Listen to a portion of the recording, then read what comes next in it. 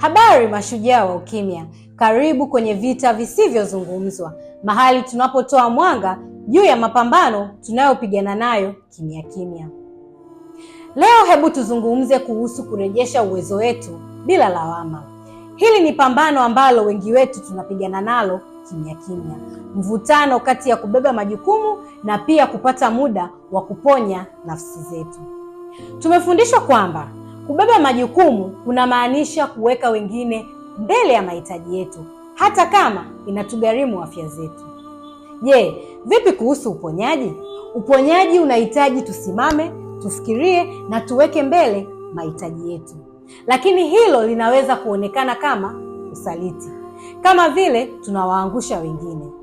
Lakini ukweli ni huu: kupona si ubinafsi. Tunapodai uwezo wetu, tunajiipa ruhusa ya kuishi kwa ukamilifu. Tunajitokeza kwa nguvu na kwa uwepo halisi kwa wale tunaowapenda. Sio kuhusu kuachana na majukumu yetu, ni kuhusu kuyakabili kutoka sehemu ya nguvu na ukamilifu. Hivyo, shujaa wa ukimya, kumbuka, kupona kwako si mzigo au anasa. Ni haki yako ya msingi.